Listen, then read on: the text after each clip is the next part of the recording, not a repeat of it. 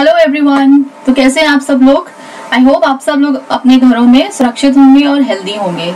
तो मैंने ये टॉपिक शुरू किया था फिजिकल फाउंडेशंस ऑफ बायोकेमिस्ट्री, और इसके मैंने 3 लेक्चर्स बना के यूट्यूब में अपलोड भी किए थे।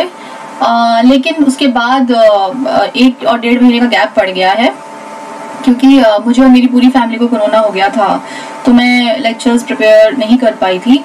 तो अब आज से मैं ये लेक्चर जो बचे हुए टॉपिक्स हैं उनको मैं कवर करूंगी, और इसको 2 या 3 लेक्चर्स में फिजिकल फाउंडेशंस ऑफ बायोकेमिस्ट्री इसको हम खत्म करेंगे। So let's begin. So physical foundations of biochemistry में बेसिकली है क्या? So physical foundations of biochemistry is basically about energy. It is about energy, extraction of energy from our surroundings and using that energy to perform work in order to maintain a dynamic steady state. All of you know that we organisms exist in a dynamic steady state. Dynamic मतलब के हलचल, यानी कि not stable, यानी कुछ ना कुछ activity, movement, activity. तो हम ऑर्गेनिज्म डायनामिक होते हैं, हमारे बॉडी में एक्टिविटी चलती रहती है। ठीक है, हम लोग कभी भी रेस्टिंग स्टेट में कभी भी नहीं आते हैं। ठीक है, इवन जब हम सो भी रहे होते हैं तो भी हमारी बॉडी में फंक्शंस चल रहे होते हैं, मॉलिक्यूलर लेवल पे काम हो रहा होता है। ठीक है, तो हम लोग कभी भी रेस्ट पे नहीं होते, हम डायनामिक रहते हैं और उसके बाद भी हम एक स्टडी स्टेट में रहते हैं। ठीक है, ये मैंने पिछले लेक्चर में डायनामिक स्टडी स्टेट के बारे में डिटेल में डिस्कस किया है। Okay, so physical foundation of biochemistry में क्या है? It is about extraction of energy from our surroundings and using that energy to perform work in order to maintain the steady dynamic steady state. Okay, तो इसी में ही bio energetics आ जाता है। ठीक है, बायो एनर्जेटिक्स जो है, what is that? That is basically about energy transformations within the cell. ठीक है, bioenergetics is the study of energy transformations within the cell.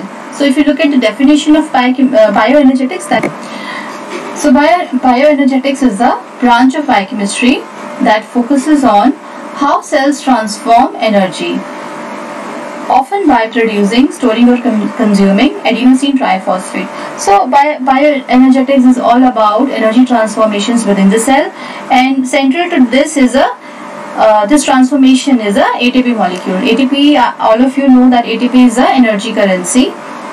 It is our body's energy currency and it is an energy rich molecule.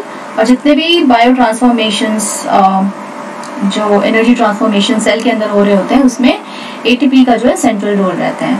Okay, so the topics which I am going to cover in today's lecture are energy transformations in living cells, energy coupling of reactions and free energy. So let us begin with energy transformations in living cells. सो as you all know that living cells they are an open system. जो हमारे living cells है वो क्या है? एक open system है।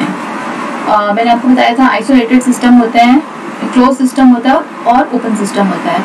तो हम लोग, हमारा जो system है वो है open system, और हम क्या करते हैं? हम surrounding से energy और matter को exchange करते हैं। surrounding से energy और matter को लेते भी हैं और वापस भी छोड़ते हैं। So we exchange energy and matter with the surroundings. So तो इसको थोड़ा और better हम लोग समझ सकते हैं with the help of this diagram. This is figure 124 from the Ninja. This is about some energy interconversions in living organisms. तो क्या होता है living organisms में? So तो हमारा open system है, हम अपने surrounding से energy और matter को हम लेते भी हैं और वापस छोड़ते भी हैं। तो क्या होता है कि हम लोग क्या करते हैं? न्यूट्रिएंट्स और सनलाइट, इनसे हम एनर्जी एक्सट्रैक्ट करते हैं। We living organisms extract energy from nutrients and sunlight. जो प्लांट्स हैं वो सनलाइट से एनर्जी एक्सट्रैक्ट करते हैं, और जो हेटेरोट्रॉप से हम न्यूट्रिएंट्स से एनर्जी एक्सट्रैक्ट करते हैं। तो न्यूट्रिएंट्स और सनलाइट जो है उसमें जो एनर्जी होती है वो क्या होती है? पोटेंशियल एनर्जी होती है। ठीक है, तो इसमें क्या होता है कि जब हम एनर्जी एक्सट्रैक्ट करते हैं, potential energy which is there in sunlight and nutrients, तो हम उस एनर्जी को मेनली इस्तेमाल करते हैं फॉर परफॉर्मिंग सेलुलर वर्क। तो उसमें क्या है कि हमारे जो केमिकल सिंथेसिस होती है बॉडी में, अमाइनो एसिड्स का सिंथेसिस होता है, प्रोटीन्स का सिंथेसिस होता है, न्यूक्लिक एसिड्स का सिंथेसिस होता है, हार्मोन्स का सिंथेसिस होता है, कोलेस्ट्रॉल का सिंथेसिस होता है, बहुत सारे सिंथेसिस हमारे बॉडी में होते हैं, ठीक है, बहुत सारे मॉलिक्यूल सिंथेसाइज होते हैं।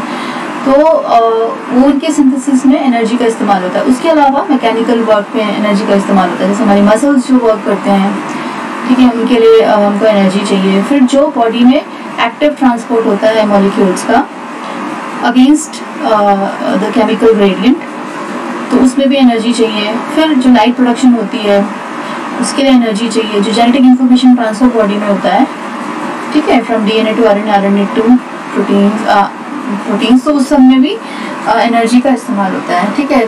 तो जो पोटेंशियल एनर्जी सनलाइट में और न्यूट्रिएंट्स में होती है, मेनली हम उस एनर्जी को एक्सट्रैक्ट करते हैं और इस्तेमाल करते हैं for performing our cellular work. लेकिन कुछ एनर्जी जो होती है वो हीट के फॉर्म में लॉस हो जाती है, ठीक है, और कुछ एनर्जी एंट्रोपी के फॉर्म में लॉस हो जाती है, ठीक है। तो इसमें क्या होता है कि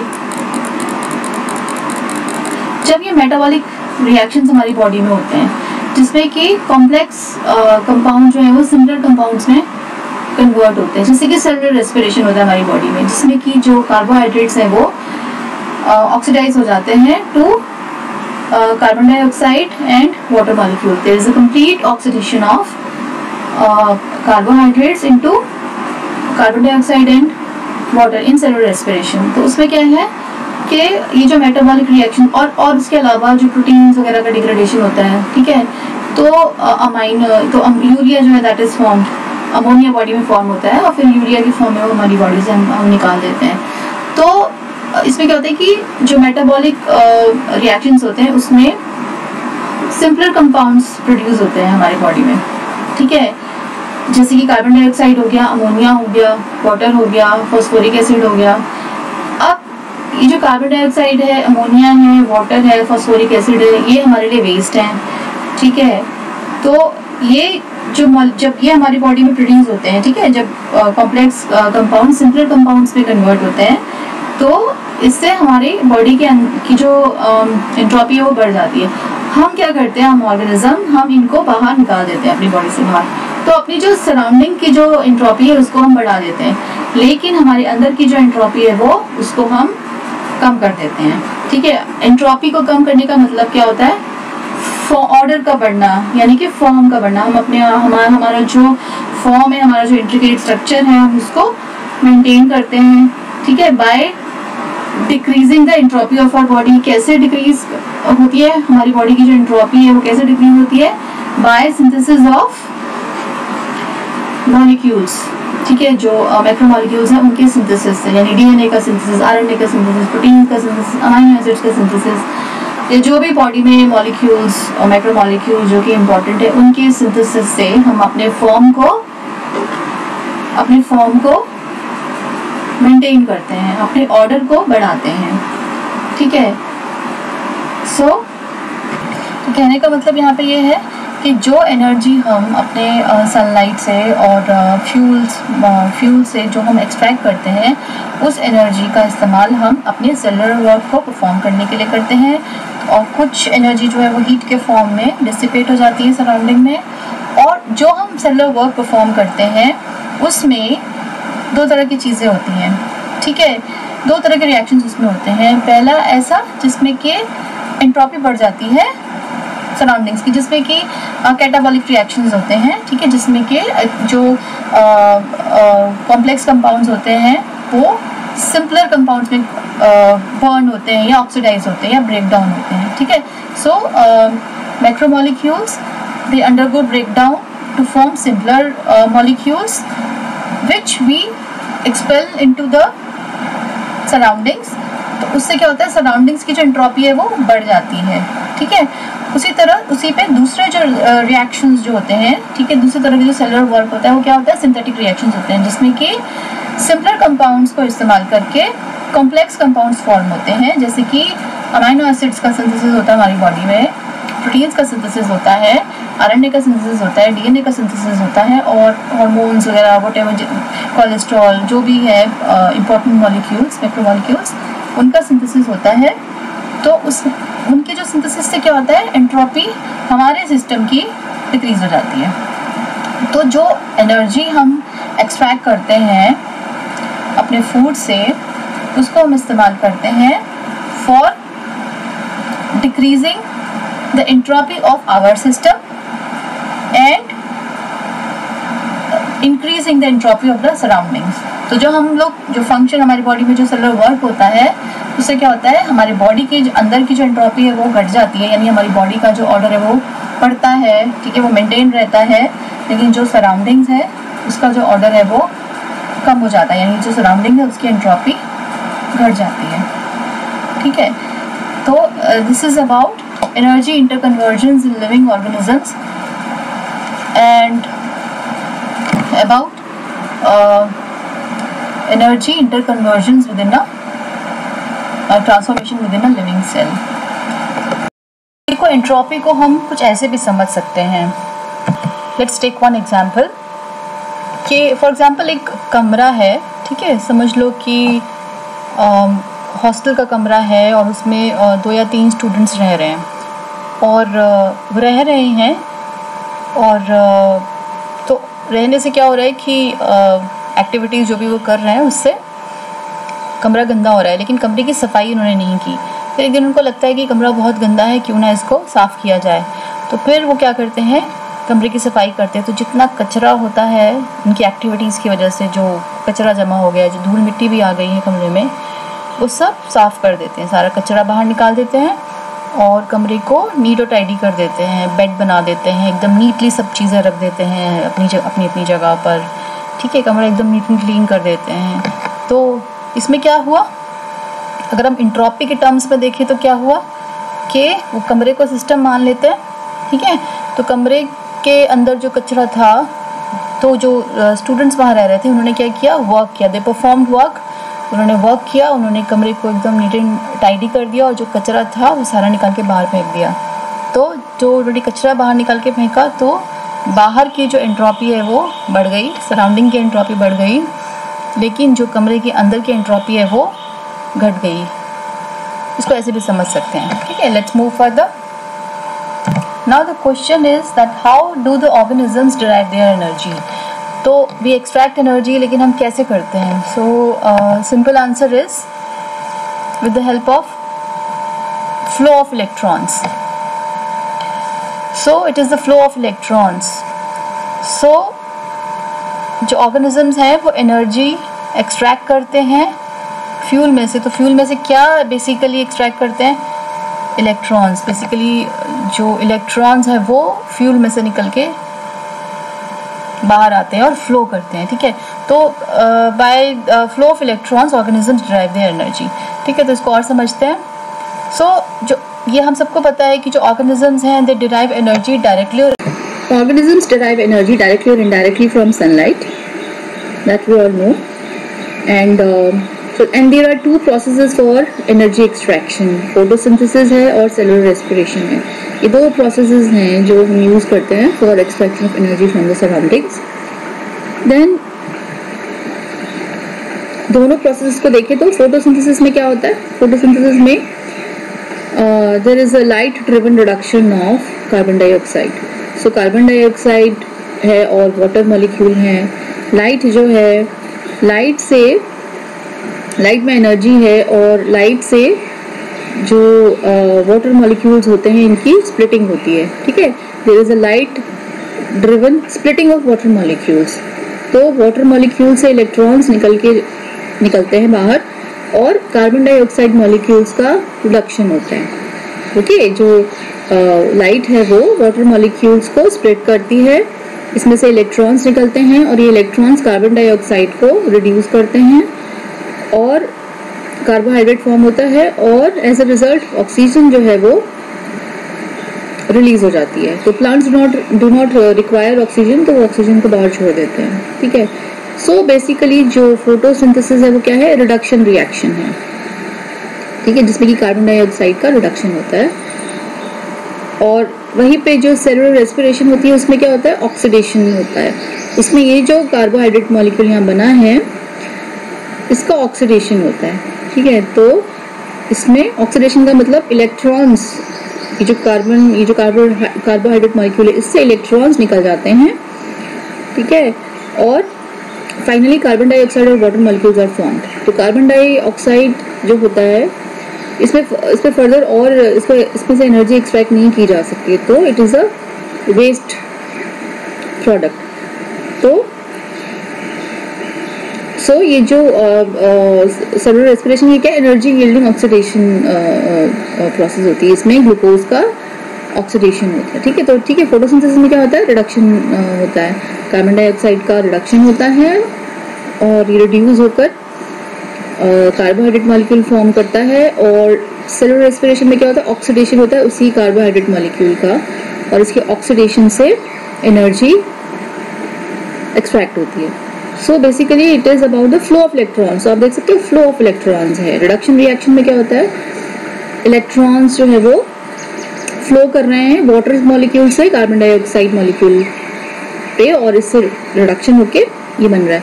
और ऑक्सीडेशन में क्या है, फ्लो ऑफ इलेक्ट्रॉन्स। यहाँ जो ये कार्बोहाइड्रेट मॉलिक्यूल है which is energy rich molecule, ठीक है, इसमें से इलेक्ट्रॉन्स निकल रहे हैं, ठीक है, ऑक्सीडेशन हो रहा है, इसमें से इलेक्ट्रॉन्स निकल रहे हैं। तो it is basically a flow of electrons. So let's move. So जो एनर्जी एक्सट्रैक्ट होती है, that this energy which is extracted, it is then used to maintain order of our system, that is to maintain the dynamic steady state that we organism have. Then say according to the second law of thermodynamics, as I have already explained, the total entropy of the universe is continually increasing. लेकिन हमारा जो system होता है वो हम अपनी जो entropy है वो उसको डिक्रीज कर देता है और यूनिवर्स की एंट्रोपी जो है वो बढ़ा देता है, ठीक है। तो अगर मैंने आपको जो लास्ट लेक्चर है उसमें एंट्रोपी के बारे में वो लेक्चर है, तो उस पर मैंने आपको एग्जांपल्स दिए हैं। एक तो वो टी केटल वाला एग्जांपल है जिसमें कि एक बार जो फ्री एनर्जी है वो हीट के फॉर्म में डिसिपेट हो जाती है। एक बार वो डिसिपेट हो जाती है तो वो वापस फिर केटल में नहीं आती है, ठीक है। यानी कि जो एंट्रोपी है एक बार अगर बढ़ गई तो फिर वो कम नहीं होती है। तो वो तो एक नॉन लिविंग मैटर है, ठीक है, नॉन लिविंग मैटर का एग्जांपल है। तो लिविंग मैटर जो हमारा है, हम लिविंग मैटर है तो हम स्पेशल एफर्ट करते हैं और हम अपनी एंट्रोपी को डिक्रीज करते हैं और बाहर की एंट्रोपी को हम बढ़ाते हैं, लेकिन अपनी एंट्रोपी को हम लोग डिक्रीज करते हैं। तो this is a special feature हम लिविंग ऑर्गेनिजम्स का, ठीक है। So we organisms extract energy and work to decrease entropy of our system, ठीक है। तो उसमें जो प्रोसेसेस हैं जैसे रेप्लिकेशन है, ट्रांसक्रिप्शन है, ट्रांसलेशन है, ये इंश्योर करते हैं precise sequencing of their monomeric units and दस मेंटेन ऑर्डर। तो हमारी बॉडी में जो सेलुलर वर्क हो रहा होता है, ठीक है, उसमें जो मोनोमेरिक यूनिट्स जो पॉलीमर्स बन रहे होते हैं, डीएनए बन रहा होता है, आरएनए बन रहा होता है, प्रोटीन्स बन रहे होते हैं, तो वो प्रिसाइज ऑर्डर में बनने चाहिए। ये नहीं है कि जैसे अमीनो एसिड्स का मिक्सचर है तो उससे अपने आप ही प्रोटीन्स बन रहे हैं, ठीक है। इसका न्यूक्लियोटाइड ट्राइफॉस्फेट्स का मिक्सचर है तो उससे अपने आप ही आपका जो न्यूक्लिक एसिड्स है वो बन रहे हैं। नहीं, ये जो एक प्रॉपर सीक्वेंस में एक प्रिसाइज सीक्वेंसिंग होती है। अगर प्रिसाइज सीक्वेंसिंग नहीं हुई, अगर जो आपके अमीनो एसिड्स है वो प्रिसाइज सीक्वेंस में अगर नहीं आके अटैच हुए, तो जो प्रोटीन मॉलिक्यूल बनेगा वो किसी काम का नहीं होगा, ठीक है। हमको एक प्रॉपर सीक्वेंस चाहिए प्रोटीन्स में और जो दूसरे पॉलीमर्स हैं उनमें, तो इसीलिए प्रिसाइज सीक्वेंसिंग की ज़रूरत होती है। अगर ये ना हो, that will not lead to order. अगर माना कि इम्प्रिसाइज सीक्वेंसिंग होती है तो उससे ऑर्डर नहीं बनेगा, उससे डिसऑर्डर ही होगा, ठीक है। ऑर्डर तब फॉर्म होगा जब एक प्रिसाइज सीक्वेंसिंग होती है। तो we have a proper system, हमारे यहाँ एक रेप्लिकेशन का पूरा एक प्रॉपर प्रोसेस है, ट्रांसक्रिप्शन है, ट्रांसलेशन है, जो कि इंश्योर करते हैं कि प्रिसाइज सीक्वेंसिंग हो। और इस प्रिसाइज सीक्वेंसिंग से ही हमारा एक ऑर्डर मेंटेन होता है, अदरवाइज डिसऑर्डर हो जाएगा, ठीक है ना। डिसऑर्डर हो जाएगा, कोई बीमारी अगर होती है बॉडी में, अगर कुछ गड़बड़ हो जाए, अगर म्यूटेशंस जैसे कि आप देख रहे हो वायरसेस में हो रही हैं, बॉडी में म्यूटेशंस हो जाएं, जीन्स में म्यूटेशंस हो जाएं, तो उससे क्या होता है, डिसऑर्डर तो होता है ना। अगर माना प्रोटीन्स प्रॉपर फॉर्म नहीं हो रहे हैं, गलत सीक्वेंसिंग हो गई है, कुछ गड़बड़ हो गई है, जीन्स में कुछ गड़बड़ होगी तो आगे प्रोटीन्स में भी गड़बड़ होगी, सीक्वेंसिंग गलत होगी तो गलत प्रोटीन बन जाएगा, फंक्शन नहीं कर पाएगा, तो डिसऑर्डर होगा। ठीक है, तो ऑर्डर को मेंटेन करने के लिए proper replication, proper precise sequencing होनी ज़रूरी है। Okay, so this is it. Then तो ये भी स्लाइड एंट्रोपी को एक्सप्लेन करती है, जैसे कि जो मिक्सचर है न्यूक्लियोटाइड्स का, ठीक है, डीऑक्सी, ये न्यूक्लियोटाइड ट्राइफॉस्फेट्स हैं, इनका जो मिक्सचर है इसमें क्या है, जैसे इंक्रीज्ड एंट्रोपी, क्योंकि रैंडमनेस है। ठीक है, लेकिन एक बार जब ये प्रिसाइज ऑर्डर में जब ये डीएनए फॉर्म कर देते हैं तो डीएनए की जो एंट्रोपी है वो कम हो जाती है। ठीक है, so mixture of deoxyribonucleotides increase entropy. Proper DNA जो इनसे बनता है, इसकी प्रॉपर सीक्वेंसिंग से जो बनता है, दैट हैव लेस एंट्रोपी। ठीक है, नेगेटिव एंट्रोपी। वहीं पे अगर अमाइनो एसिड्स का मिक्सचर देखेंगे तो मोर एंट्रोपी, वहीं जो प्रॉपर एक प्रोटीन जब फॉर्म हो जाता है तो लेस एंट्रोपी। ठीक है, तो इस तरह से आप इसको समझ सकते हैं। It's easy way to understand. Now which energy is required for maintaining order in our body? So it is the free energy, जो हमारे सेल्स सेलुलर एक्टिविटीज को या वर्क को परफॉर्म करने के लिए जो एनर्जी एक्चुअली यूज करते हैं, वो उस एनर्जी को कहते हैं free energy. This energy is a useful energy and this energy is used for carrying out work. So it was J. Willard Gibbs who developed the theory of energy changes during chemical reactions. तो J. Willard Gibbs जो है, उन्होंने हमें relationship दिया between free energy and enthalpy, entropy and temperature. So J. Willard Gibbs जो है, he showed that the free energy content of any closed system can be defined in terms of three quantities: enthalpy, entropy and absolute temperature in Kelvin. उन्होंने हमें ये equation the, G is equal to H minus Ts, where G is the free energy of the system, H reflects number and kinds of the bonds, S reflect randomness of the system, which is entropy, and at the constant temperature, delta G, that is change in free energy, is equal to delta H, which is change in the enthalpy, which is reflected by changes making and breaking of the covalent bonds as well as the non-covalent interactions, minus T delta S. S is the delta S is the change in the entropy of the system during the reaction. So he gave us these equations. Then now based on energy transformations, there are two kinds of chemical reactions in organisms. तो energy transformations को ध्यान में रखें अगर, तो दो तरह के केमिकल रिएक्शंस जो होते हैं बॉडी में होते हैं, वो क्या होते हैं? Exergonic reactions and endergonic reactions. Exergonic reactions कौन से होते हैं? These are spontaneous reactions, these are favourable reactions. इन रिएक्शंस में एनर्जी रिलीज होती है और इनका जो डेल्टा जी है वो नेगेटिव होता है। वहीं पर जो एंटरगोनिक रिएक्शंस होते हैं, these are non spontaneous reactions, these are unfavourable reactions. ऐसे रिएक्शंस को प्रोसीड करने के लिए या होने के लिए एनर्जी की रिक्वायरमेंट होती है। ऐसे रिएक्शंस का जो डेल्टा जी है वो पॉजिटिव होता है। So let us take one example and that is, ये दो रिएक्शंस है हमारे पास। ठीक है, एक तो synthesis of proteins from amino acids. ठीक है, ये क्या है? एंटरगोनिक रिएक्शन है, इसका डेल्टा जी पॉजिटिव है। वहीं पर दूसरा है hydrolysis of ATP. So hydrolysis of ATP into AMP plus PPI and hydrolysis of ATP to ADP plus PI. Both these reactions are exergonic reactions और इनका जो डेल्टा जी है वो नेगेटिव है, यानी कि ये जो रिएक्शन है इससे एनर्जी रिलीज होती है। ठीक है, और जो ये फर्स्ट रिएक्शन एंटरगोनिक, इसमें एनर्जी की रिक्वायरमेंट होती है। ठीक है, so now let us have a look on the energy coupling of reactions. तो हमारी बॉडी में जो रिएक्शंस होते हैं वो कपल्ड रिएक्शंस होते हैं, जिसमें कि endergonic reactions are coupled with exergonic reactions. तो इट्स अ वेरी बहुत ही सोफिस्टिकेटेड और लॉजिकल डिज़ाइन है इसमें, क्योंकि एक्सोकॉनिक रिएक्शन जो हैं उनसे एनर्जी निकल रही है और एंडोकॉनिक रिएक्शन जो है उस एनर्जी को इस्तेमाल कर रहे हैं और ओवरऑल जो रिएक्शन है वो फॉरवर्ड डायरेक्शन में प्रोसीड कर रहे हैं। ठीक है, इसमें एक एग्जांपल देख लेते हैं। Synthesis of proteins from amino acids, ये क्या है, एक एंडोकॉनिक रिएक्शन है। ठीक है, और जिसको एनर्जी चाहिए।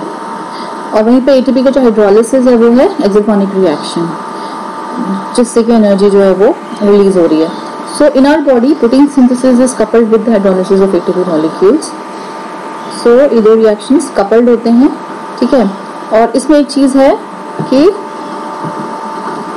दोनों रिएक्शंस का अपना अपना डेल्टा जी है। हर इंडिविजुअल रिएक्शन का अपना एक डेल्टा जी होता है, लेकिन जब रिएक्शंस के आपस में कपलिंग हो जाती है तो एक ओवरऑल डेल्टा जी होता है, and that has to be negative.